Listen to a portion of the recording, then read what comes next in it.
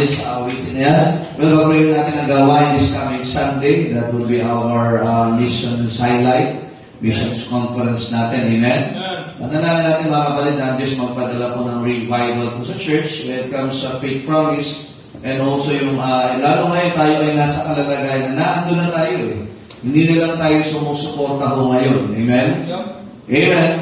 Tayo po ay may mga gawain ng nabuksan at mabubuksan pa. Kaya, that's where the challenge, well, we are giving, we are praying, but the going is there. Amen? Hindi madali, pero hindi man madali. Mahalaga kasama natin ang Panginoon. Amen? May mga ups and downs sa mga outreaches. Missions naman din po yun eh. May mga challenges kung kailan ka naglilingkod sa maraming pagsubok. Nangyayari ho talaga. Amen? But let's keep on holding the Word of God. Amen? Kaya pinakamaganda ho. Pag ready natin this coming Sunday, maganda narito ho tayo lahat. Amen? Ang Mission Conference ay nilakad natin ng Sunday para ho talaga sa atin. Sa mga nag-pray po ngayon kami, I do believe God will do His miracle or miracles in this church. Amen? Just to have a heart for missions and just to have the opportunity na tayo po ay magawa natin yan. Yan ay already a miracle mula sa Panginoon. Amen? So please do pray for that. And also, panalangin, let's invite visitors. Meron tayo second time mo, sir? Pangalawang beses mo? Pangalawang beses. Ano ang pangalan niya? Jeremy. Sa Bible yan, ba? Jeremiah, Jeremy pagdating ng New Testament. So, salamat sa Panginoon at pag-pray mo natin yan. Amen? Let's invite visitors. Yung mga kapatid natin, manalangin natin na hindi lang revival, hindi lang yung missions, but also yung spirituality ng mga tao. Dali natin sila this coming Sunday. Amen? Panalangin natin na walang maging hadlang para tayo ay gamitin ng Panginoon. Kasi alam niyo, pinakayaw ng Diablo pag ang simbahan active sa missions. Ayaw na ayaw ng Diablo niyan. Amen? At dapat tayo mga Kristiyano talagang kung ikaw ay gumagapang papunta ng simbahan para lang ma-revive ng salita ng Diyos regarding sa missions, gawin mo natin. Amen? Kung pwede natin isang tabi muna ibang mga bagay, isang tabi natin for kaya sabi, ang mga apostol sabi, Lord, increase our faith. Amen? Kapag ang church, hindi na tayo na nagdadagdagan ng pananampalataya, hindi tayo magdadagdag ng effort, ng panalangin, ng pagbibigay pagdating sa missions. Amen? Pero yung may, kundi nagsimula ng gawain. Nagsimula ng gawain sa naik, sa bako, sa naik, sa tabing, lang. Tabi-tabi lang. Amen? Ngayon, nagpe-pray tayo na makapaghanap tayo ng property ho dyan. Amen? Bako, ganun din. So, pag-pray natin, kailangan talaga ng lugar. Presentation din eh. One thing I have learned sa ministry, well, hindi natin pwede maibalik yun. Amen? Pero, yung talaga challenge yun eh. Dati sa kabila, may mga umalis din because of yung lugar. Pero kaya, tuloy lang. Amen? Basta ang pinakamahalaga ito ho. Sa ngayon, kukulang man tayo sa mga provision na ganyan, sabi ng Panginoon, and if I be lifted up, we'll just see to it na ang Panginoong sa Kristo may tataas. Siya naman ang nagdadala ng tao. Amen? Kaya we lift up our God for prayers. Please to pray for missionary Islam, and they will be with us. Kasama kanyang misis at anak this coming Sunday. Amen? Ako excited sapagkat pag mission sa pinag-usapan, dapat, yan yung tinatawag na icebreaker ng church. We work for mission, we work for soul winning, we work for, pero ngayon, hindi mga nasisimulan na naandun na tayo, amen? Pero dati sa Cavite City, this coming Saturday, kung kayo available, at hindi nyo naman napabayaan yung area, you are free to come this coming Saturday. Kasi kailangan doon talaga, pagbaba doon, marami talaga magsusuwin. Baka wala kang makikita tao doon sa katabi sementeryo. Amen? So, witnessan mo na yung nasa sementeryo. Bangon! Amen? Bigyan mo ng Nescafe. Amen? Mabangon ka. So, yun po. So, please do pray for that. Let's follow up this coming this week. Amen? Let's pray for a powerful, miraculous service this coming Sunday. Amen? Amen? So, yun po. Panalangin natin yan. Ang daming gawain po ngayon, Nobyembre, Disyembre. Sa San Pedro po, 15 lang ang pwedeng makapag-avail ng pagdala doon kung may mag-stay. or food. Pero kung may gusto naman sumama na sobra sa 15, okay lang naman yun. Kain na lang po sa labas. Amen? Kain na lang kumain sa labas. So, titipid po tayo. Amen? So, please don't worry for that. Amen? Give your best effort. So, mag-invite tayo siya. Kaya sana, ngayon sa atin, narito rin kayo, ha? Amen? Alright? Okay, so ngayon po, we are on the last lesson. For volume, ano ba to? Volume 2, part 3. Nakatatlo na po tayo in New Testament, tapos Old Testament, dalawang set na Bible characters. Ang bilis, ano? Amen? Next week, we will be starting, well, siguro hindi man ako mag-preach gaano sa mga susunod na lesson, but we will have our series of lesson about discipleship next week. Amen? I will try na maibigay po sa inyo yung itinuturo ko po. Though, kasama na, naman na included pag nagtuturo tayo dito, but situate na, kasi nandun na tayo sa puntong ganun eh. Nag-aalaga na tayo ng tao ngayon. Yep. Amen? Hindi lang tayo basta humahayo. Tayo ay nag-minister. Amen? Kaya mahalaga na magkaroon tayo ng kaisip. That's why, if you are very interested, you will attend yung ating midweek service. I think ilang lesson yun? 11 or 12 lessons lang po ito. So, if you can avail yourself na wala kang absent, iba kasi yung nandito ka sa church, mga kapatid. Iba yung online. Amen? Oo. There's something different about it. Amen? Yung online, ginawa lang natin yan for sa malalayo. Pero if you can come to church, and we should come with the church. Amen? Ay gagawin natin. Well, our lesson for tonight is about kay Jabez at ang kanyang problema. May problema si Jabez. Alam yung problema ni Jabez, yung pangalan niya. Sino dito ang problema ka sa pangalan mo? Meron ba? Muntik na ang pangalan ng nanay ko na Procopio eh. Sorry. Hindi pala Octaviano. Yun, Octaviano at saka Procopio pinagpipian. So, yun, pangit kung nagkataon. Yung Pastor Procopio, Persumula. Kasi Octaviano. Yung Procopio kasi, rani nata sa titito ko, yung Octaviano naman sa lola ko. Buti lang dyan yung kaya Ryan. Nung usap si Ryan musikahan. Kaya kung po kinuha mo yan, ano? So, buti lang kung hindi. Octaviano. Pero okay ba kasi October kasi. Procopio kasi medyo portion ko lang. Medyo sounds like man. Pero si Jabez. Si Jabez or Jabez. Nakikita na yung problema niya. Ito ang makaibang pangalan dito. Okay naman siguro. Okay po yun. Maganda po yun. Alright, 1 Chronicles chapter 2. Ilan na po ito? I hope that we can learn many things tonight. Amen? Tulog pa yata. I hope that you're expecting to learn. Kasi dapat pagdating mo sa simbahan na inaasahan ka. Bakit ka narito? Kasi sayang ang punta mo kung wala kang inaasahan, magiging benepisyo sa iyo ng salita ng Diyos. Amen? Kasi it is profitable. Kaya I hope that you will profit sa salita ng Diyos ngayong gabi. Alright? 1 Chronicles chapter 2 verse 55. Okay? Alam mo, Chronicles, paborito yung mga aklat yan. Lalo yung first 10 chapters. Alright. 1 Chronicles chapter 2 verse 55. Nandiyan na po kayo. Okay, let us read all together. Go. And the families of the scribes which dwelt at Jabez, the Tiratites, the Shemetites, and Shukatites, these are the Kenites that came of Heman, the father of the house of Rechab. So makikita natin, notice that first part, and the families of the scribes which dwell where? At Jabez, hindi na lang siya tao, kundi ipinangalan na sa kanya yung lugar. At sino nakatira doon sa lugar ng Jabez? Scribes. Napakahalaga ng mga scribes sa Israelites. Amen? Another one, chapter 4, verses 9 and 10. Imagine, bago banggitin yung buhay niya, inuna muna ang accomplishment ng Diyos sa kanya.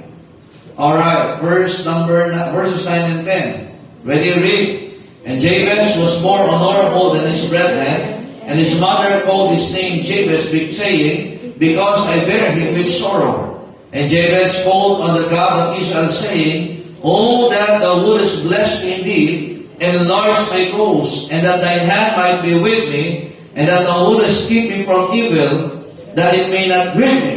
And God granted him that which he what? Requested. So we can see, mga kapatid, very short, itong introduction sa kanya at pagpapakilala, but it has a great significance po pagdating din po sa buhay natin ngayon. I hope that you will learn also to yung problema mo ay yun pala ay may gustong gawin ng Diyos sa buhay mo. Amen? Ay kayo manalangin. Panginoon, salamat po sa inyong biyaya. Sa gabi ito, may bless our lesson, preaching, O God, the challenge, and may help us, O God, to understand thy will in our lives. That our problems are your ways of showing your capabilities to our belief, O God. At Dala ng Espiritu, pangunahan niyo kami, bulungan niyo kami. Give us a tender heart this evening. In Jesus' name we pray. Amen. Thank you. Please be seated. Ang kanyang pangalan, nakita natin, mga kapatid. Amen. Kasama ito sa napakahabang listahan. Actually, at least meron tayong siyam na chapters na karamihan ay puro pangalan. Kaya pagka-Bible reading, pag-schedule natin, yung Chronicles, yung mata mo. Tapos yung mga pag binasa mo pa ng malakas, katites, amen? Hindi mo lang kasi mulong may katites, amen? Kasi diba, pag pangalan pala may pinapaalala na, amen? Now, it has names. And remember, there was a purpose for them. Are you listening? Now, the book of Chronicles was written by Ezra, the scribe, after the Babylonian captivity. Okay? Na makita natin, pinangalanan, these are records. So after no rulership, after na sila nasakop ng Babylon, na ito, nagkaroon na sila ng tinatawag na pagpapalaya sa kanila, at ito na yung isinulat. And this book, mga kapatid, ay ipiniliwanag dito kung ano yung aabutan ng mga Jewish people pagbalik nila sa kanilang lupain. Amen? Amen. Na makita natin na merong remnant laging may itinitira ang Panginoon out of whenever the Israelites are being chastised, whenever they are bombarded with problems or sinipapaluin ng Panginoon, laging ang Diyos ay nagtitira ng ilang tao para ipatunayan ng Diyos na hindi lang sa bilang, kundi sa katapatan ng ating Diyos dapat sila nananangan. Amen? Amen. Kasi may pagkakataon sila yung nananangan sa kanilang kalakasan, nananangan sila sa kanilang bilang, nananangan sila sa kanilang kakayahan, pero ang gusto ng Diyos is a remnant na nananangan sa katapatan ng ating Panginoon. So sometimes we may not have the number, but if you have God, you have everything. Amen? Now, makita natin habang sila'y pabalik ng promised land, ang kanilang lupain na babalikan as was explained by Ezra, ito was in Moab. Yung templo ho, mga kapatid, ito ay giniba, ito ay sinira. Yung kanilang lupain ay nakita natin na ito po ay natigang. Ito po ay kinubuan ng mga dawat. Amen? Ano yung mga dawat mo? So it has become a desolated land. At hindi mo mapakinabangan, there will be no place of worship. Kaya nga sabi ng Bible, they that sow in tears shall reap in joy. Bakit? Ang dala nila from Babylonian captivity ay mga binhi. Pero imagine, yung mula sa binhi, doon din nakukuhanin yung kanilang pagkain. Kaya nga there are times na sila'y luluha dahil nga may pagkakataon magugutom sila sapagkat yung imbis na kanila kainin yung binhi ay kanilang itinanin. Ganun din po sa atin, mga kapatid. Amen? Amen? That they that sow in tears shall reap in joy because in due time sila'y aalyo. Yun ho yung kanilang inabutan sa kanilang lupain. Historically, it was the time of Cyrus, King Cyrus. Imagine from Nebuchadnezzar, kasunod niyan ay si Belshazzar or Belteshazzar. Sino ba doon? Belshazzar, and then si King Darius, and then King Cyrus, doon pa lang sila pinalaya from captivity from Babylon. Now, it was under what? The Persian Empire. Kaya makita natin, mga kapatid, they were not allowed to build a palace dun sa mga remnant po ni David.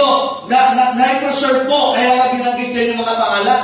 Na still doon sila pinalo ng Panginoon, and they are going to start all over again sa kanilang bayan. Still, pinreserve ng Diyos yung lahi mula kay David. Nakikinig ba kayo, eh? But they were not allowed na sila magtayo ng palasyo para sa hari. They were not allowed by the king of Persia during this time na sila po ay magtayo ng kaharian. They will be under the rulers of the Persian Empire. Amen. But they were not forbidden to repair or to set up the altar para sila ay sumamba kay Jehovah. Amen? Amen. They were not allowed to have their own government, but they were allowed to worship their true God na nagligtas po sa kanila. Tandaan natin, napakahalaga na maunawatin that the life of Nehemiah became a blessing dito po sa Persian Empire. Nandiyan po ba kayo, amen? Kaya sila, yung isa sa factor na sila pinalaya. Yan, faithfulness ng isang tao, they were what? They were entrusted. Basta wag na sila magtatayo ng kaharian, pwede silang manambahan. Alam nyo yun, pinaka nakakalungkot na mangyayari sa atin kapag nawalan ka ng panahon sa pananambahan. Pwedeng mawala yung ibang bagay, pero sana huwag mawawala yung ating pagsamba. Amen. Sapagkat lahat ng bagay ay pwede na maibalik sa atin o mahigitan pa. Huwag lang tayong titigil sa pagsamba sa buhay ng Diyos. At si Ezra po ay binigyan niya ng kasiguraduhan na ang royal line mula kay David ay naroon pa rin. Nandiyan pa ho ba kayo, amen? Hello? As we can see, mga kapatid, dyan po yung kanilang binalingan. Kaya pag nakita natin yung mga pangalan dyan na napakalaga, na meron pong tinuturo ang Panginoon. Just like ang ating mga pangalan nung tayo pinaligtas, mahalaga po yan. Amen? Kaya sabi ng Panginoon sa John chapter 10, huwag kayong mag-alala dahil nakapagpapalayas kayo ng masamang espiritu. Mag-alala kayo dahil ang inyong mga pangalan ay nakasulat sa langit. Amen. Your names are written in heaven. So kung ano ang pangalan mo ngayon, Wow. mabango yan sa Panginoon. Hello? Mahalaga ang pangalan. Nandun ba kayo? Amen. Ang nakakatawa sa Panginoon, hindi siya magkakamali kahit may kapangalan tayo. Hindi, walang NBI, na may kapangalan ka, may whole departure order kasi yung kapangalan mo may kaso. Salamat na lang, kahit may kapangalan pa, ang Diyos hindi malilito sa pangalan mo na nakasulat sa aklat ng buhay. Amen! Alam mo, may mga problema ganyan, pag yan nasa airport, may patawag ka na sa second floor, NBI kasi, may kapangalan ka kasi, kaya di ka pwede umalis. Amen? Now, so kasi mga kapatid, even the high priest during that time, alam nyo, napakahalaga ng pangalan. Imagine sa high priest, sa kanyang breastplate, nakasulat yung mga pangalan ng mga tribo ng Israel. Yep. Alam mo bakit dito nakasulat? Malapit sa puso ng high priest. So every time na siya pupunta sa Holy of Holies, nasa puso niya, itong mga taong ito na ilalapit niya sa Panginoon. Amen. Alam niyo ba, bakit tayo nananalangin? Bakit may mga pangalan dyan sa prayer list natin? Kasi nilalapit natin sila sa Diyos. Nandiyan po ba kayo? Amen. Ulitin ko. Nakalagay sa onyx stone, yung 12 tribo na yon. May mga pangalan po yun. So every time we come to our prayer meeting, we are doing the work of the high priest that these names na nakasulat po sa ating pong prayer list at sa kanilang mga prayer request ay nilalapit natin sa inyo sapagat sila'y malapit sa ating puso, doon hindi natin sila kilala personal.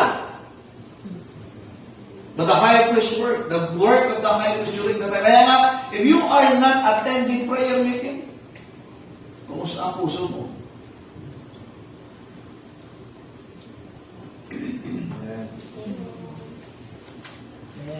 Nandiyan po ho ba kayo?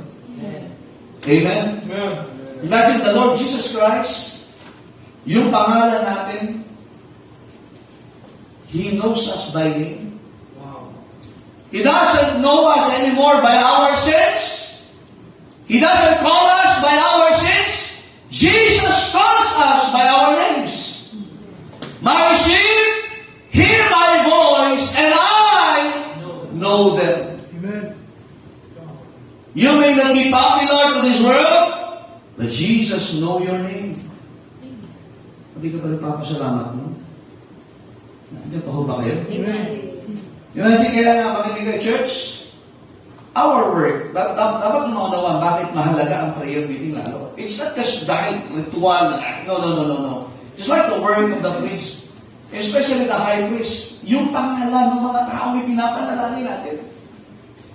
That's why it is much important na tayo talaga ay pumunta sa simbahan. We read those prayer lists, we pray as a church, as an entity in the sight of God, and as individuals, because it must be dear to us. Kung mahalaga sa Diyos, dapat mahalaga din po sa atin. Kaya nga sabi ng Panginoon, ang pulong panalangin mahalaga. Kaya nga dapat talaga binibigyan ng atensyon natin ito. Nandiyan po ba kayo? Amen. Sometimes, mga kapatid, we take for granted na alam na Diyos ang pangalan natin. Minsan, ang dami natin kakilala, pero hindi naman natin sila ipinapanalangin.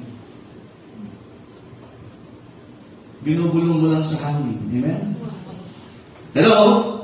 Imagine, meron mga kalagay dito, high priest, may pangalan. Now, alam niyo ba, tayo ay nasa puso ng Panginoon. Your name. Ano sa pangalan mo? O may pangalan ka, tama? Nasa puso pa ng Panginoon. Nandiyan pa ho ba kayo? Just like the great high priest in the book of Hebrews, mga kapatid, tayo, alam niyo kung bakit siya bumalik sa langit? Are you listening? Amen.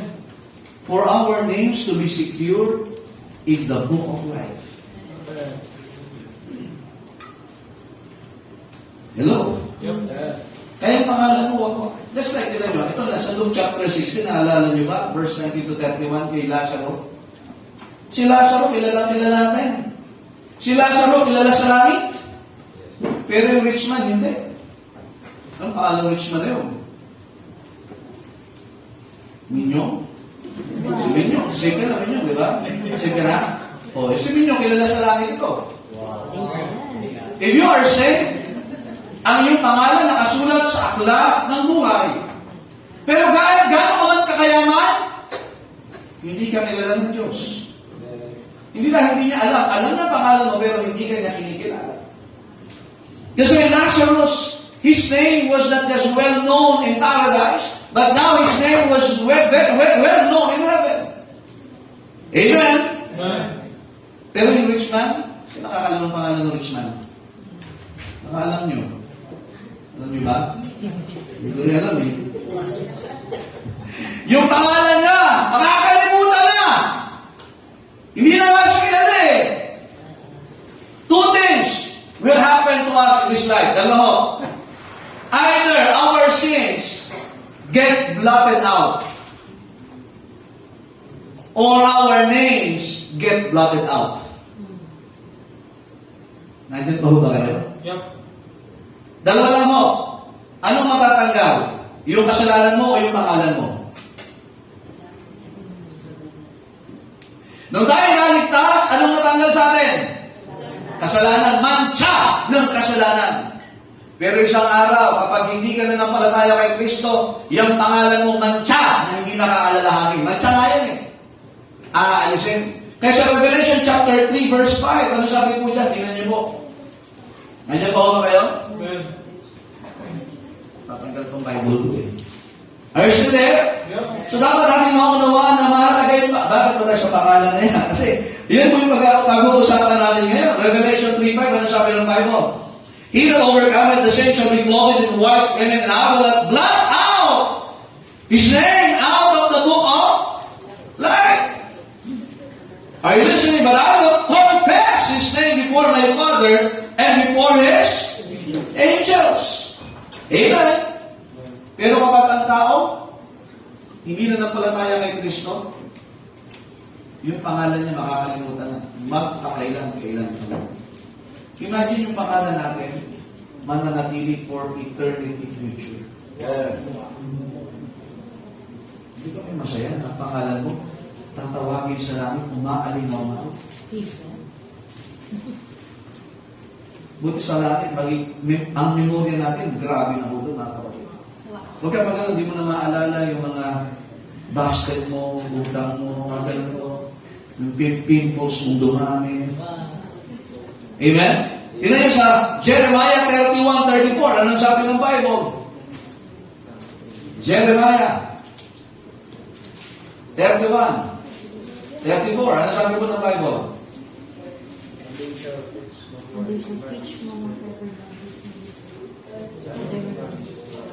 For they shall all know me from the least of them unto the greatest of them, said the Lord, and I will forgive their iniquity, and I will remember their sin. Yung kasalanan natin ay hindi na alalahanin. Ano ang alalahanin sa atin ng Diyos? Yung pangalan mo na. Hindi pa nang kinatuturan ang pangalan nyo ay aalinaw mo sa langit, ikikilala ng Panginoon. Amen? God Himself no longer remembers our sins, but He will remember our names. Amen? It is written in the book of life. Now, si Jabez po, ang problema niya, yung pangalan niya. Nakikinig mo ba kayo? Sapagkat, tandaan natin, sabi ng Bible, he was born by his mother with sorrow. Ipinaglihim sa kalungkutan. Yun ang ibig sabihin ng Jabez. Pangalan pala, pag narinig lang, Jabez! Nako, pinaglihi sa kalungkutan. Nandiyan po ba kayo? Kasi halos lahat ng kababaihan noon, naghahangad na sa kanila dadaan ang tagapagligtas ay sa pangalan pa lang niya. Laglag na. Jabez. Hindi Jabez, Jaloes. Amen? Nandiyan po ba kayo? Ang ibig sabihin ng Jabez means sorrow or trouble. Imagine kapanganakan pala niya, imbis na matuwa ang nanay niya.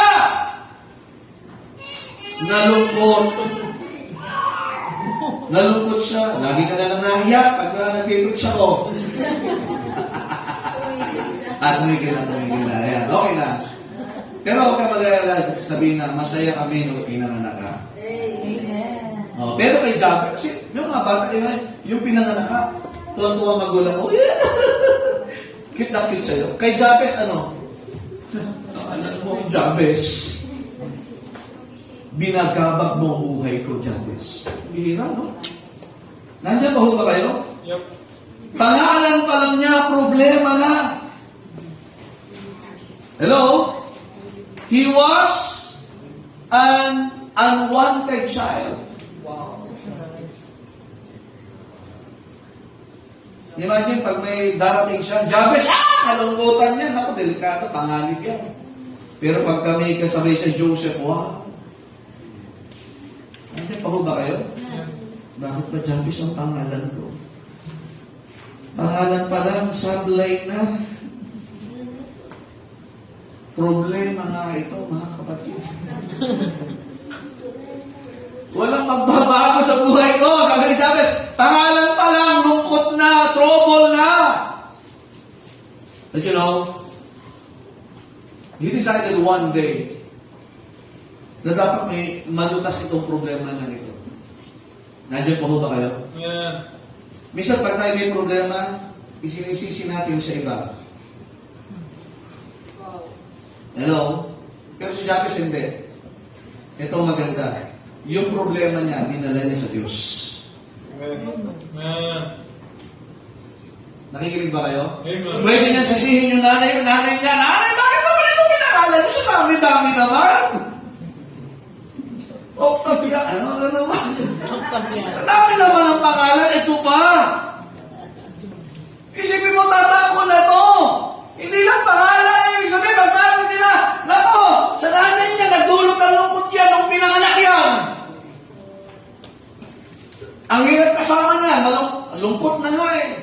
So hindi niya sinisi nanay niya, hindi sinisi circumstansya, yung kalagayan sapagkat dumating sa punto mga kapatid, sila'y galing po sa Babylon at siya'y pinaglihi sa panahon na mahirap ang buhay, mahirap ang sitwasyon ng kanyang magulang at ang laki ng problema na siya ay hindi gusto ng mga tao ang pangyayari sa panahon nila, nag-a-adjust sila. So, kung baka sa wrong timing ang kanyang paglabas. Yan ang iisipin ng tao. Pero hindi yan ang iniisip ng Diyos. Minsan mag-iisip tayo, bakit na ako sa pamilya nito? Bakit na ako sa panahon na ganito? No. All things work together for good. Amen. Pwede mong sisihin ang iba, pero maganda dalhin mo yung problema mo sa Panginoon. Amen. At siguradong may solusyon. Number 1, Jabez's problem drove him to his Bible. Saan siya pumunta? Sa salita ng Diyos. Nandiyan pa ho ba kayo? Yep. Yun naman. Pag nagbasa ka ng Bible, meron bang problema? Ito bang problema ko ay naging problema din ng iba? Meron ba ako makikita sa Bible nito? Alam niyo, meron po siya nakita. Si Jacob. Nandiyan pa ho ba kayo? Amen. In Genesis 35, dadaan na naman po natin ito, pero gusto ko lang makita ninyo. But remember, this history, ang Bible po ay hindi lang po basta salita ng Diyos, but it contains history where we can learn things na, oo nga ano, yung problema ko pala, naging problema din noon. At nabigyan ng solusyon. In Genesis 35, verses 16 to 19, and they journeyed from Bethel, and there was but a little way to come to Ephrath, and Rachel travailed, and she had hard labor. So si Rachel ay mga anak na, at nahihirapan siya, mga anak. Mahirap naman talaga yan. And it came to pass, when she was in hard labor, that the midwife said unto her, Fear not, thou shalt have this son also. And it came to pass, as her soul was in departing, for she died. Ano tawag niya sa anak niya, ni Rachel? That she called his name Benoni. But his father called him, and Rachel died and was buried the way of Ephrath, which is in Bethlehem. Bakit hindi siya tinawag ni Jacob na Benoni at tinawag siya Benjamin? Ang ibig sabihin ng Benoni ay anak ng kalungkutan. Imagine, namatay yung nanay niya sa panganganak sa kanya. Nakabulong pa yung nanay, may issue pa. Benoni yung pangalan niyan kasi nahirapan ako yan.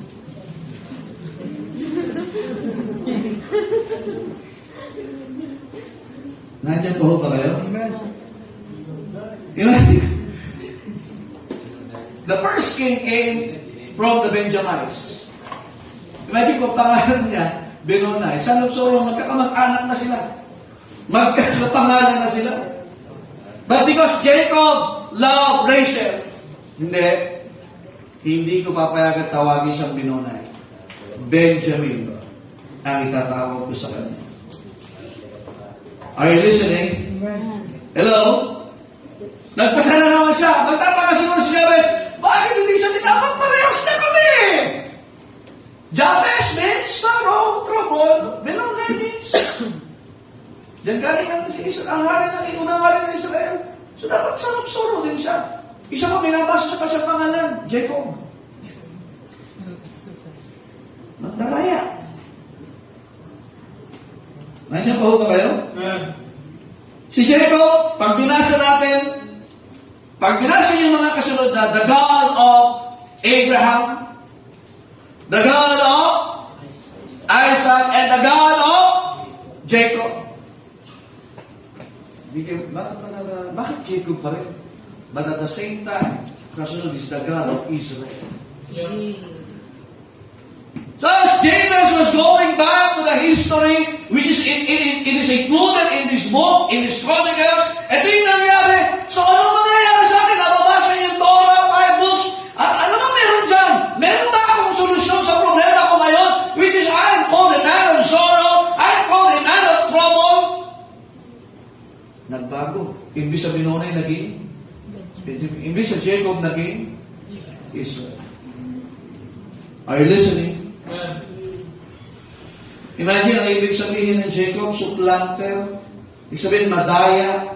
Ibig sabihin, traidor. But remember, God broke him to bless him. Amen. In Genesis chapter 32, verses 24 to 29, remember na hindi niya binitawan yung angel of the Lord, which is the presence of God. Nandiyan po ba kayo? Nasaktan siya, oo! Yung kanyang tay. Ano sa tawag ng tay? Itong pigi. Baboy kasi pigi eh. Yung pigi. Hindi niya binitawan. He was already wrestling with the angel of the Lord, with the presence of God, and he was a broken man after he wrestled with the angel. Amen. Hindi ibig sabihin mga kapatid na gusto mong kalooban ng Diyos ay talaga para kang nasa alabang. Sometimes when you are in the presence of God, God will allow you to be broken for you to be blessed. Amen. Sometimes we don't want to be broken. That's why we are not being blessed by God. Ayaw natin masaktan sa kalooban ng Diyos. Ang bilis nating bitawan pag tayo nakakaramdaman ng sakit. Ang bilis nating umalis pagka naandyan ang hirap na yakala sa kalooban ng Panginoon. Well, God didn't promise to Jacob na hindi ka mahirapan, na hindi ka mapabroken, but ang pinakamalaga, yung determination mo na huwag kang bibitaw hanggang hindi ka pinagpapala ng Diyos. Amen. Alam niyo yun ang problema natin? We don't want to be broken for God. We just want the blessing from God. Imagine his thigh. It was out of joint. Ang sakit po nun, mga kapatid. Nandiyan po ba kayo? Amen. Hindi ba ibig sabihin na ikaw ay, kung gusto mo may mangyari sa buhay mo, nakikinig ba kayo? Amen. Hindi pwedeng bibitawan mo yung presensya ng Diyos. Kaya ang paglayo, ang pagbabackslide, ay hindi magdudulot na lalo tayong lumapit sa Diyos. Amen. Jacob has his name. He proved that he was a cheater. He proved that he was a supplanter. But there was a time na binigyan siya ng pagkakataon ng Panginoon to change his life. Amen. Remember, every time that we hear the word of God, God is giving us what? An opportunity to change. Yep. Kaya lang minsan pagka nasaktan tayo, ayoko na. Sometimes being broken are God's way of giving us a blessing. Nandiyan po ba kayo? Amen. Now, si James was reading those names in the Bible. Amen? Benoni, he became Benjamin. Jacob, he became Israel, the Prince of God.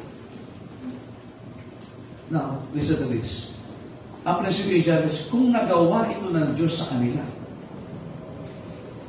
kaya din itong gawin ng Diyos sa akin. Alam mo bakit pinapag ito? The God of, come on, help me now. The God of Abraham. The God of, and still the God of Jacob. Ang Diyos ni Abraham, ang Diyos ni Isaac, ay Diyos ni Jacob na nagbago ng buhay na. Ang Diyos na sinasampalatayanan ni Jabez, ang Diyos ni po na ating pinag-ilingkuran ngayon. Amen. Now the reason why there is no change, because sometimes the Word of God will make us broken for us to be blessed. Kaya lang ayaw natin. Ayaw natin. Nandiyan pa ho ba kayo? Amen. Nakikipaglaban ka sa Panginoon, hindi para pagpalain. Nakikipaglaban ka sa Panginoon para lumayo ka sa Panginoon. Jacob was wrestling with God, not to depart from God, but to be close with God. Kaya how do we wrestle? Are we wrestling with God na para tayong lumayo o lalo tayong ipagpalain ng Panginoon? So Jabez, with his problem, he was driven to go to the Word of God. Pag may problema ka, saan ka? Kalimitan ganito eh. This is an immature principle. Pagkakulang sa pera, ang unang sinasakripisyo, simbahan. Pagka may problema, ang unang lilibanan, simbahan. Yung trabaho, kahit na nilalagnat na yan, kahit nirarayuman na yan, kahit ang dami niyang problema, hindi yan liliman yan. Tandaan niyo, ang Diyos ang nagpapala, hindi ang trabaho mo. Amen. Amen. Salamat sa Panginoon, binigyan na kayo ng trabaho. Pero hindi yan ang pinagmumulan ng pangangailangan mo. Amen. Bakit ganon? Nakikipag-niid tayo sa ibang bagay para hanggat hindi mo nakukuha. Promotion talaga! Hindi ko titigilan to. Pero pagdating sa Panginoon, ang bilis natin, daig mo pa ang pugita na kumakapit. Ikaw payos. Ang dulas-dulas natin bitawan ang kalooban ng Diyos. So, Jabez, ano prayer niya? Bless me. Ano prayer niya? And Jabez called on the God of... Go back to your Bibles, please. 1 Chronicles chapter 4, verse 10. And Jabez called on the God of Israel. Nandiyan po ba kayo? Do you call on the God of Israel tonight? Nandiyan po ba kayo? Yep. Number 2, Jabez's problem drove him not just to his Bible. Kaya dapat balik ka sa salita ng Diyos eh. Ulitin ko ho. Kung ano man dapat ay sakripisyo mo, yung ibang bagay, maliban sa salita ng Diyos. Amen. Pwede ka mag-adjust sa iba, huwag lang sa salita ng Diyos. If you can, amen. Yep. Number 2, James' problem drove him to his bedside. In chapter 4, verse 10, and James called on the God of Israel, saying, "Oh, that thou wouldest bless me indeed." Alam niyo, ang ginawa ni Jabez, imbis na magmukmok, imbis na magreklamo, imbis na mahahanapan ng sisi, nanalangin po siya. Humanly speaking, meron tayong ugali na kapag ka hindi natin nagugustuhan ng nangyayari sa atin, isisisi natin sa iba. Pero pag Kristiyano ka ganito, matuto ka ng lumuhod, matuto ka ng pumikit, yumuko, at manalangin. Maybe you are in a situation na parang simula pa lang pangit na. Nasa kalalagayan ka parang hindi talaga ito maganda. Pero mababago yan, manalangin ka. Kaya pag ayaw mo may mabago sa buhay mo, huwag kang manalangin. Alam nyo, ang game changer sa bawat generasyon, prayer at prayer meeting. If you will study the book of Acts, it's all about prayer. The world will turn upside down because of prayer meeting. Amen. Ulitin ko ho. Magulang ka, may problema ka sa anak mo. May problema kayong mag-asawa. Yung iba magkakaproblema pa lang kasi alam nyo dyan na papunta dahil may desisyon ka na minsan, iba, kalimitan may desisyon tayo na hindi mo sinasagulo sa Diyos, banat ka ng banat, mawala ang puhukan ng Diyos. Problema yan. Amen. Kabataan ka, hindi mo ipinagpe-pray ang desisyon mo. Kapatid, ano yung magandahan kapag may prayer meeting? Ipapaalala sa atin ng Panginoon. Yep. Ang nagpapala, ang Diyos. Kanino siya humingi? Oh, that? Kanino? The God of Israel. Number 1, he asked, ano hiningi niya? He asked God to make him a blessed man. Nandiyan ba ho ba kayo? Yep. Simula pa lang, hindi na siya blessing. Sa nanay niya, hindi siya blessing. Nandiyan ba ho ba kayo? Amen. He was born and he has never been a blessing to anyone. Ultimo nanay niya, hindi natuwa sa kanya. That's why his prayer is what? Oh, that thou wouldest what? Bless me indeed. Kala nun, sawa na ako ay hindi blessing. Ayoko ng ganitong buhay, Panginoon, na parang ako'y bigat sa iba. Na parang pag nakikita nila ako, ay parang wala akong gagawing mabuti. Panginoon, i-bless mo ako. Hiningin niya sa Diyos na magbago ang kanyang kalagayan and he asked God's blessing. Let me ask you a question. Pag ikaw, ano bang sitwasyon mo? Hiningin mo ba sa Diyos na pagpalain ka niya? Amen. Alam mo bakit niya hinihingi na pagpalain siya para maging pagpapala sa iba? Yep. Hindi niya hinihingi pagpalain siya para maging makasarili siya. Magmalaki siya. Hindi. Minsan tayo, ano sa book of James, bakit na ang prayer natin, bakit hindi sinasagot ng Panginoon? We ask amiss. Ang gagawin mo, bakit mo hiningi? Para ipagyabang mo at gusto mo ipatunayan sa iba na mas may dating ka. Amen. Kaya sa mga pastor na nangyayari, Panginoon, bigyan mo ko ng car. Yung flying car. Wow. Well, bigyan mo ko ng malaki. Bakit? Anong purpose? Is it for the glory of God or for your own glory? Alam nyo, ito lang ho. Ito, tingnan natin.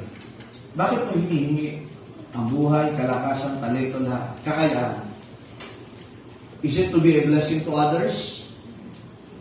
Or to consume it upon your own lust?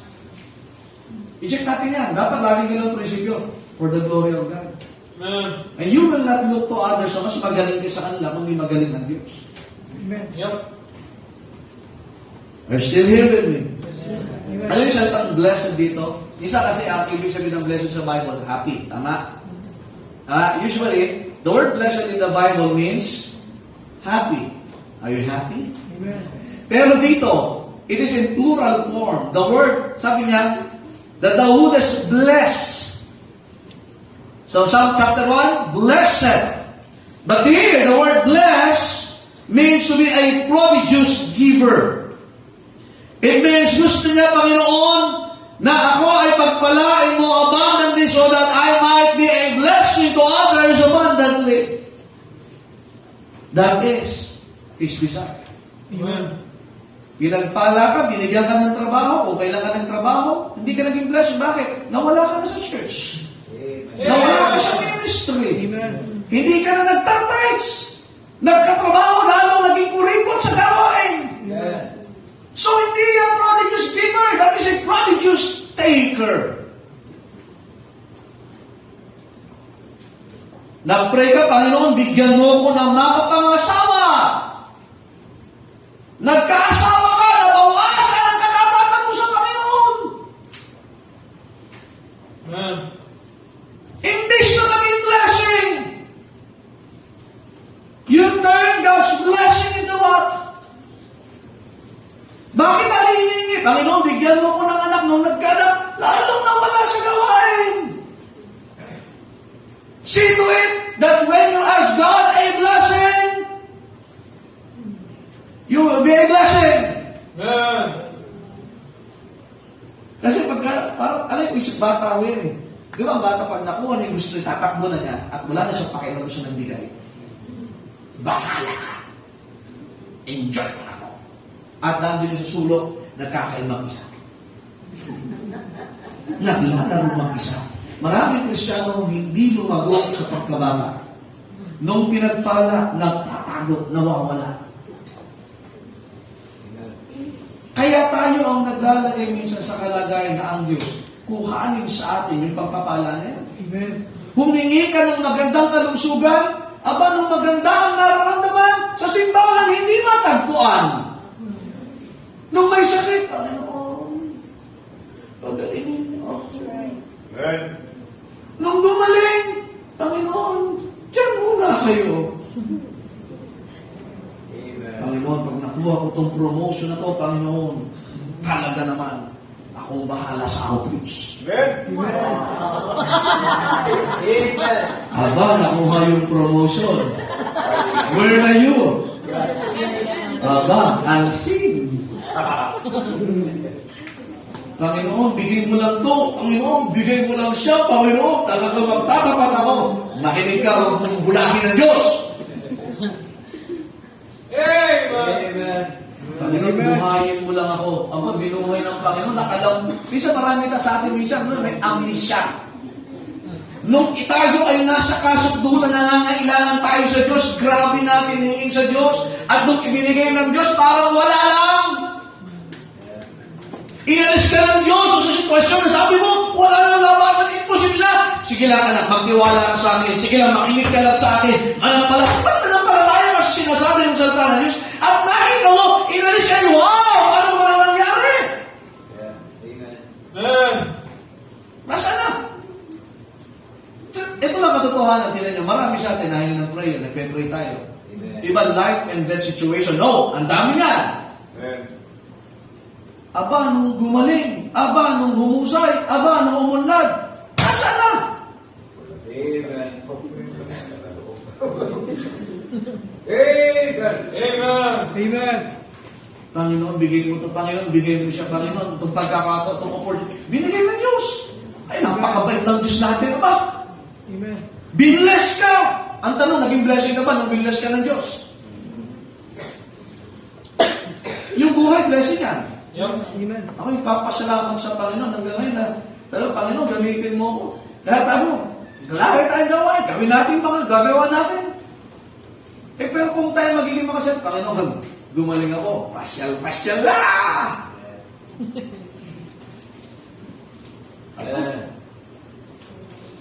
Ayun mga kapatid, humihingi tayo ng blessing para maging blessing. Amen. Make me a blessing, O Lord. Sabi, Panginoon, bless me! Oh, that thou wouldest bless me, Panginoon! Pinagpalang mo si Jacob! Pinagpalang mo si Benjamin! Panginoon, ako din! Amen. Ako din! Hindi masamang hingin yan, pero bakit mo gusto maging blessing? Diyan pa ho ba kayo? Amen. He what? He asked God to what? To make him? Blessed man number 2. He wanted God to make him a bigger man. Hindi ito maka. Ano sabi niya? And enlarge my coast. Wow. Panginoon, pagod na ako sa paulit-ulit na ganitong buhay, Panginoon. Ito na lang ba ang buhay ko? I want to enlarge my coast. Di ba pagka ano, balik ka dito. Ayan. Dito, trabaho, uwi. Trabaho, uwi. Ito na lang ang buhay ko, Panginoon. Panginoon, enlarge mo naman yung coast ko. Ayan, makapunta ng outreach. Pagod, pero okay na, malawak na. O kailangan ka dito, kailangan ka ngayon. Paulit, pagod ka. Pero ang lawak na ng ginagawa mo. Dati, loob ng bahay lang, mainit pa ulo mo. Nanood ka ng Netflix, naubos sa oras mo. Good pa rin ako. Kumain ka, wala satisfaction. Panginoon, enlarge my coast! Amen. Alam mo sa Old Testament, bawa pag ikaw ay may property, hindi yan basta pwedeng ibenta. Nakikinig ba kayo? Yup. For example, kung ikaw ay naramdaman na akuan, may nagbenta sa iyo dahil sa kahirapan, alam mo, meron silang rule ng tinatawag na Sabbath or Jubilee. Hindi yung Jollibee. Jubilee or after 50 years, ibabalik yung lupa doon sa rightful owner niya. Custom yan. Mga kapatid, tandaan yan. After 50 years, bawa, ito, lumawag siya, may negosyo, talagang binenta na yung lupa sa kanya. After 50 years, yung isa sa mga sabat, ibabalik yun doon sa original na may-ari o sinong may nahay. Eh si Jabez, si San Pedro. San Pedro, amen? Sampit po siya. Kaya wala siya. Wala siyang aari ang lupa doon. Hindi nga siya kinikilala ng kanyang pamilya. So paano siya? Ang Panginoon, ito lang ba akin? Sa batas nila, hindi siya magkakaroon yan. So ang prayer niya parang enlarge my coast. Ito ang paraan ng Diyos. Listen to me yan. Minsan akala mo imposible lang, pero gagawa ng Diyos. So sa batas nila, pagka kung gusto magkaroon ng lupa at lumaki lupa mo, kuhanin mo sa pagkapanalo sa mga kalaban mo. Amen. Kasama doon is spoils of war. Alam niyo ba, pag ikaw ay Kristiyano, God wants you to be a victorious Christian. Amen. So, if you are gaining victories in your Christian life, nag-e-enlarge yung coast mo. Amen. Pero pagka yung lagi kang talunan, laging bagsak ang balikan mo, hanggang dyan ka. Kinig ba kayo? Amen. Doon makapagpapalawak sila. And God, hey, Jabez asked, enlarge, Panginoon, enlarge my coast. Nandiyan po ho ba kayo? Amen. He is asking, Panginoon, gumawa kayo sa buhay ko. Ayaw mo habang buhay talunan. We are overcomers. Hello? Kaya yung talunan, lagi isip niya, ganito na lang ako, ito na lang kaya kong gawin. Pero pag ikaw ay victorious, kaya pa pala. Sige pa. Amen? Nandiyan po ba kayo? Amen. Yan ang hinihingi sa Diyos. Ibig sabihin, Panginoon, may mga kalaban. Akin ang lupa nila. Ganun na kasimple ho yun. Hindi ako magkakaroon dito kasi kanila na lang yun eh. Eh ano pa ako? Tawag doon? Echapuera. May paraan. Ganun ba? May paraan ako, anak. Pag napagtagumpayan mo yan, iyon yan. Kaya sa Joshua, di ba? Ano sabi? Galing sila sa wilderness, yung kinaan. O sige, lahat ng tatapakan nyo, inyo. Joshua. Yep. So, it is an end territory of the enemy. Pero mapapasa kanila kapag nanalo sila. At ang pangalan ng Diyos, be strong and have a good courage. Amen. Be not dismayed. Do not, huwag kayong matakot. Be not dismayed. For I am with thee, whithersoever thou goest. Yun ang blessing. Sa tagumpay ng Kristyanismo, hindi dahil magaling tayo, Amen. kundi dahil kasama mo ang Panginoon sa buhay mo. Amen. Hindi tagumpay yan kung iniiwanan mo ang Panginoon sa buhay mo. Wala kang masasabot. Pwede kang maraming material na bagay pero talunan ka. Yep. Pwede marami kang promotion pero talunan ka. Amen. Amen? Amen. So He wants God to make him a bigger man. Panginoon, ayoko ito lang. So kaya na, pagtagumpayan mo, lalawak yan. Also, number 3, He asked God to make him a bolder man. Nagabuhat mo ng bato. Amen? Hindi ho, mga kapatid. Ano sabi yan? And that thine hand might be with me. Amen. Panginoon, yung kamay nyo sa akin. Wala akong literal na kamay ng Diyos. It means yung approval. Nakikinig ba kayo? Kaya pinakamaganda approval ng Diyos sa buhay natin. Yung kamay ng Diyos. Panginoon, yung kamay nyo, Panginoon. Yun ang kailangan ko, Panginoon. Yung kamay niya. The hand of God speaks power, authority. Kaya tanong, kaninong kamay ang kumukontrol sa iyo ngayon? Gusto mo maging matapang? Dapat matindi ang back-up mo, ang Panginoon. Yep. Alam, pag sabi that thine hand might be with me, Panginoon, ayoko nang mahiwalay sa presensya mo. Gusto ko, Panginoon, ang nagkokontrol sa akin, kapangyarihan mo. Amen. Kaya dapat, Panginoon, holding hands tayo, Panginoon. Kapitan niyo po ako, Panginoon. Mabilis akong bumitaw eh. Kasi tayo, mabilis tayo bumitaw, mahina. Kaya ang Diyos dapat ang kumakapit sa atin. Pag tayo kumapit sa Diyos, parang ano yun? Yung sinulid. Wala na. Hindi pa nang lalabang, naputol na. Amen? Kaya kamay ng Diyos. Mahalaga, approval ng Diyos. Amen. Kahit hindi mo makuha ang approval ng tao, basta payag ng Diyos, okay mo. Amen. Oh, amen. Amen. Kahit mo sabihin na parang imposible mangyayari, pero pagka gusto ng Panginoon, pilitin mo, kausapin mo, kumbinsihin mo ang Diyos na Panginoon. Bigyan mo sa akin po. Yun ang ginawa ni Jabez. Yung kanyang pagkapanganak, sablay na. Yung pangalan niya, ang pangit pa. Yung sitwasyon nila, parang hindi tama. Pero sa Panginoon, sabi na, Panginoon, kamay mo kailangan ko. Kamay mo. Kasi kung ako kikilos, Panginoon, walang mangyayari. Walang direksyon. Pero sabi niya, Panginoon, kamay mo ang kailangan ko. Kaya pagkakasya, dapat kamay ng Diyos eh. Amen. Amen. Amen. And number 4, lastly, he wanted God to make him a what? A better man. Hindi mo bitter. Tingnan sabi ng Bible. And Jabez called on the God of Israel, saying, O that thou wouldest bless me, then enlarge my cause, and that thine hand might be with me, and that thou wouldest keep me from Evil.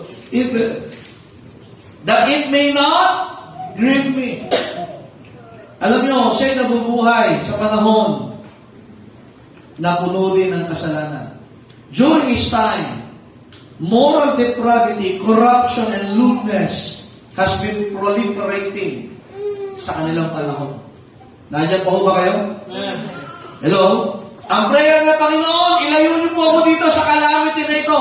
Ilayo niyo po ako dito sa kasalanan na ito.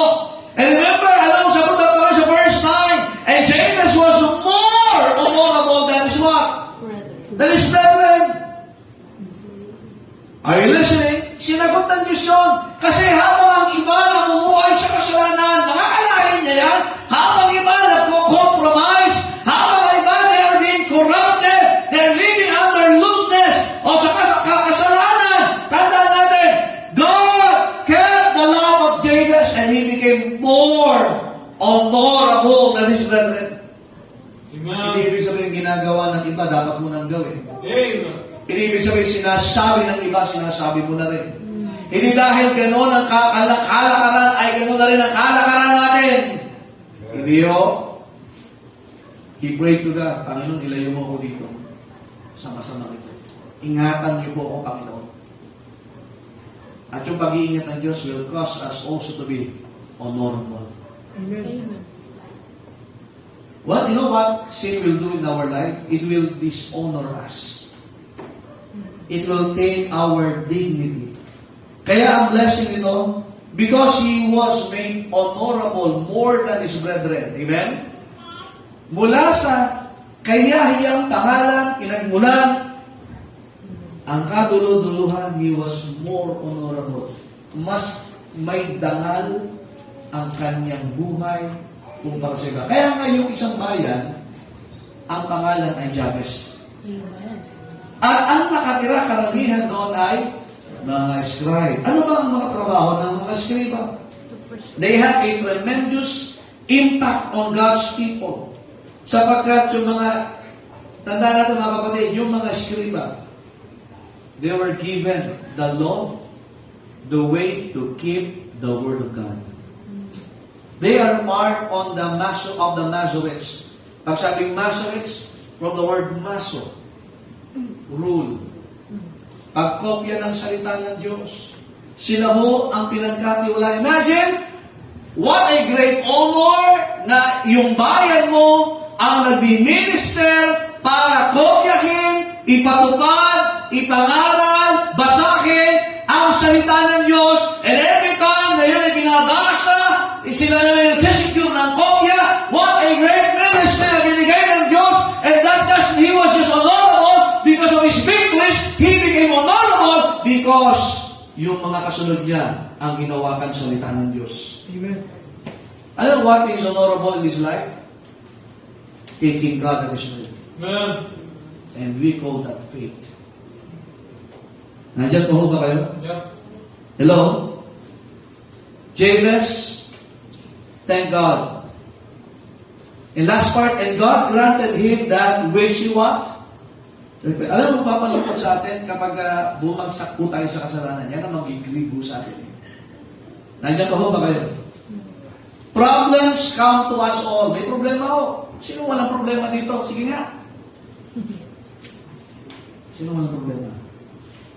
May exam pa bukas. Oh.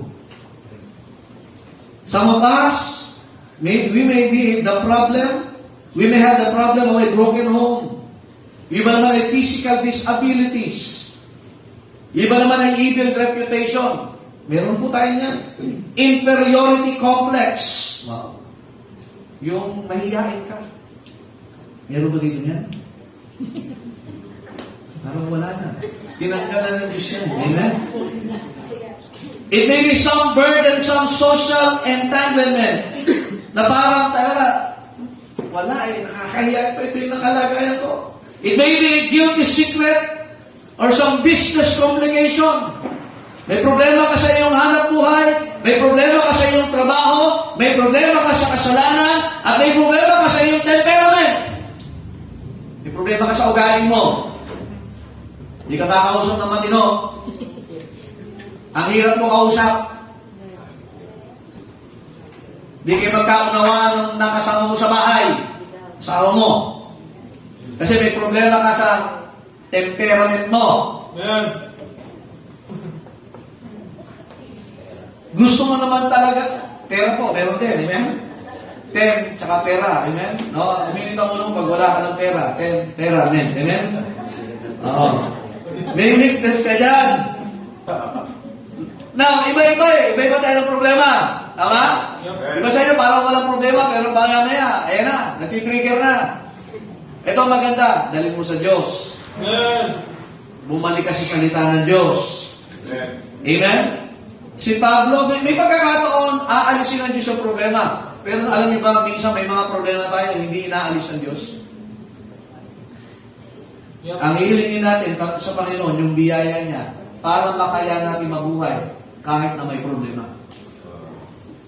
Kaya sabi ng Panginoon kay Apostle Pablo, 2 Corinthians 12:9, but my grace, tinan niyo po. Sige po, basahin natin. Ulitin ko, minsan, Pastor, alam ko, pag nasa Panginoon ka, aalisin ang Diyos ang problema, hindi laging ganon. Si Pablo, tapat sa Panginoon. Pero hindi inalis ng Diyos yung problema niya. Pero ito sabi ng Panginoon, and He said unto me, my grace is sufficient for thee. For my strength is made perfect in weakness. Most gladly therefore will I rather glory in my infirmities, that the power of Christ may rest upon me. Nagluluwalhati pa rin siya, kahit na siya ay may infirmities, is a physical defect. May nararamdaman siya sa katawan, pero nagpupuri sa Panginoon. Amen. Yung iba, okay naman ang katawan, pero di makapagpuri sa Diyos. Hindi pa ho ba kayo? Infirmities may kahinaan, pero hindi pa rin nawawala sa kalooban.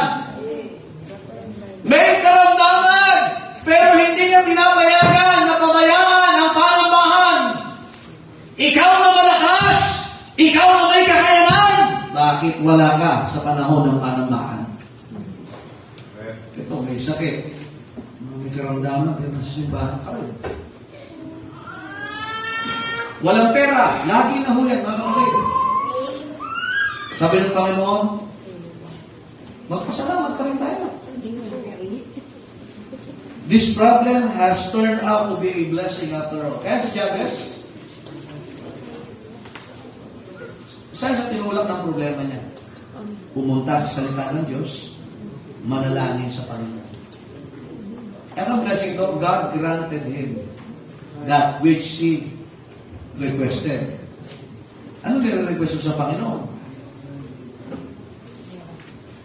Ito, sabi ng Proverbs, he that turneth away his ear from hearing the law, even his prayer shall be abomination.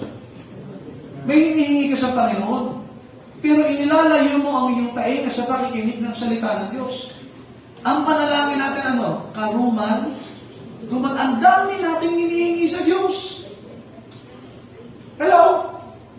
Pero hindi ka naman nakikinig ng salita ng Diyos. Ano yung abomination? Parumuluhan. Kami sa magtatanong ka, bakit wala pa? Bakit hindi binibigay ng Diyos? Naiinit na ako. Tanong mo natin, baka nilalayo mo yung pagdinig mo sa Panginoon sa kanyang salita. Amen. Hindi mo siya priority pakinggan. Yep. So, ang palad, ang pangalan natin, nakasulat na sa aklat ng buhay. Amen. At ito nga, huwag tayo mawawala ng pag-asa. May salita lagi ng Diyos. Lagi siya sabi natin dito mga kapatid. Amen? Ang kalagayan natin, may tugon lagi mula sa salita ng Diyos. So, dito ang pangalan ay Jabez. Sosyal, ano? Jacob. Meron ba dito Jacob? Oh. Bro, brother Jacob. Brother Supply. Ano? Pero pinalitan ng Panginoon. Actually, ang nakakatawa dito, yung pangalan niya, hindi na pinalitan. Pero anong pinalit sa kanya? Yung kalagayan. Wala na magagawa sa pangalan natin, mga kapatid. Nandiyan na yan. Pero yung kalagayan natin, may magagawa pa tayo basta ilapit natin sa Panginoon. Amen. Amen? Mga pangalan ko, Ryan. Wala na magagawa dito, mga kapatid. It's a 4-letter word. Amen? Ha? Pero yung kalagayan natin, sa harapan ng Diyos, may mabago. Amen. Amen? See to it that if you ask God's blessing, you will be a blessing. Especially sa church, sa Great Commission. Amen? I hope kahit may natuto ngayong gabi. Amen. Happy graduation sa ating last Bible character sa ating series. May certificate po kayo magkakaroon. Sana. Amen? Tayo po tayong lahat ay manalangin, Panginoon. Salamat po sa inyong salita. Salamat po sa pagkakataon, Panginoon, na binigay niyo sa amin. And may bless my people, O God, that though we have problems, ito ay matutulak sa amin, Panginoon, na bumalik sa inyong salita at manalangin po sa inyo. It's like Jabez, O God, we may not change things in our lives, but you are the God of miracle, and nothing is impossible in your life. Help us, O God, to trust Thee and to ask always your approval, your hands, your blessing upon our lives. But we will not make any decision without your approval, O God. Tulungan niyo kami, Panginoon, sa gabi ito na lumapit sa inyo at patuloy na manampalataya that you are the source of blessing, O God. In Jesus' name I pray. Amen. The altar is open, brethren. Ako naniniwala ang Diyos na manusap sa atin. It's time na tayo ay makipag-usap sa Panginoon.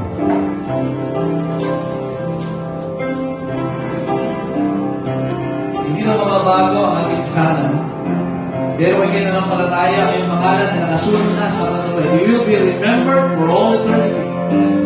But we still have our problems. Natawa ang problema natin, hindi maglalayo sa atin sa Panginoon, kundi lalo tayong pupunta sa salita ng Diyos. His problem, James' problem, drove him to his bedside and to pray to God. Isa, hindi pangit na hingin sa Diyos sa pagpalain tayo. Pero nawa, pagka tayo ay humingi na tayo pagpalain ng Diyos, ang dahilan natin ay gusto natin maging pagpapala din sa iyo. If we want to enlarge our goals, to be a bigger man for God, you need to be victorious, and God is with you. Pinakamahalaga, we will be bolder men at him. Talagang matapang dahil ang kamay ng Diyos kasama, we have the approval of God. And let us be a better man for the Lord of God. Better man because hingin natin yung sinatan yung buhay natin. Maihadya sa kasalanan at manatili sa buhay na may kawanan. Yan ang pagiging better. It isn't about enlarging our goals, but our lives. That's why David became honorable. Honorable because he lived in loyalty, faithfully sa Panginoon. Ang buhay na may karangalan ay humihiwalay sa kasalanan. Yan ang totoong karangalan. Yan ang tunay dalisay at lasa ng karangalan sa harapan ng Diyos. At ang karangalan, hawakan, panampalatayanan, ipangaral ang pananasalita ng Diyos. Panginoon, salamat po sa aralin na binigay niyo sa amin. Thank you, God, for the life of Jabez. Bless ang Panginoon mga desisyon ng iyong mga anak. Just like Jabez, Panginoon, we will ask you of the best that you can give us, O God, to be a blessing to others, especially for the salvation of the lost and for the edification of the church. Salamat, Panginoon, sa pagkakataon na ito, God. In Jesus' name we pray. Amen and amen. And all the people said, Amen. Natutunan po ba kayo? Amen. So, nawa, mga kapatid, yan ang ating laging panalangin sa Panginoon. Amen. If we will ask God life, healthy life, even additional sa buhay na ito, it's my blessing to others. At gamitin natin para sa ikaliligtas sa maraming kaluluwa. Amen? Amen. Kahit yung pag-ngiti mo, blessing yan. Sisubukan mo ito. Huwag kang hihina. Amen? Okay. Alright, so may natutunan mo ba? Amen. Amen. Let's call our ushers for our midweek offering.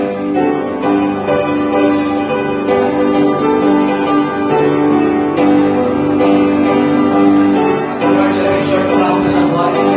Short lang ako. Very short lang.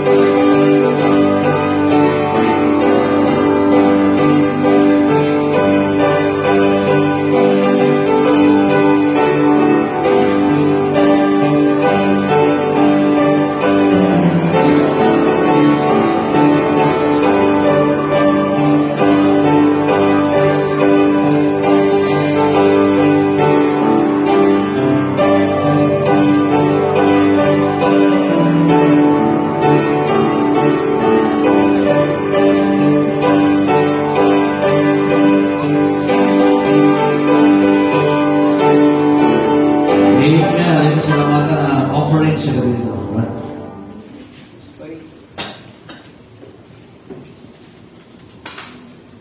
Sabi mo na lang, yung kapila namin Diyos, lahat ng Panginoon sa inyong salita ng pagkat sa pastor, hindi namin.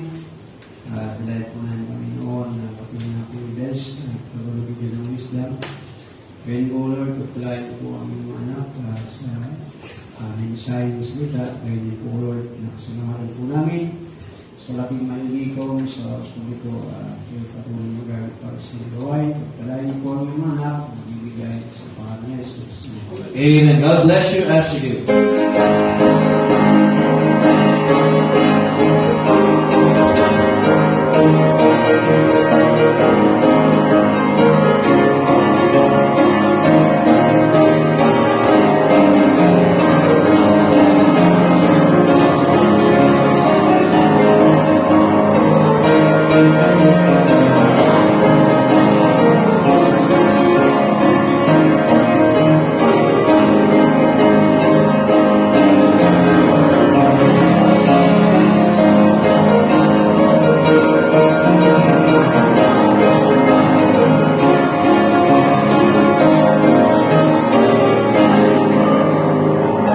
Amen. Salamat po sa mga kalooban. Well, I hope na tayo po natuto. Let's win souls, follow up, at pray mga outreach is coming Friday. Amen.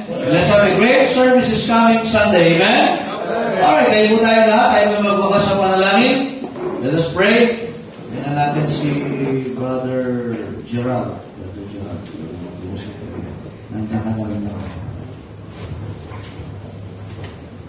Amen. Tayo po yung ay manalangin. Dakilang Diyos po. Salamat po sa pong biyaya. Salamat po sa inyong salita. Salamat po sa buhay ng pong Jabez. Panginoon, kayo po patuloy mag-remind, Panginoon, ang inyong pong biyaya at kapangalingan po sa mga buhay. Ito po ay amin pong isa buhay, Panginoon, maging pagpapala din po ang aming pong testimony, Panginoon, sa inyong pong mga tao, Panginoon, at sa mga tao na inyong pong idadagdag po sa buhay. Kayo po ang mag-ingat sa bawat isa sa aming pong paghiwalay at bigay po ng kalakasan, Panginoon, sa aming pong trabaho at kayo po ang mag-provide ng pangalan ng simbahan, magpatawad po sa aming mga kasalanan. Sponsors. Amen. Thank you. God bless you. Ingat po. May practice a while. Pero po, very short practice po. Para po sa Sunday. Ayan. Sa ulan ko daw po. Sa ulan ko. Pati mga lalaki po. Humulit po. Mga kabalit. Pilipino po sa ulan ko. God bless. Practice po. Mabilisan po. Mabilisan. Mabilisan ako kayo. God bless po.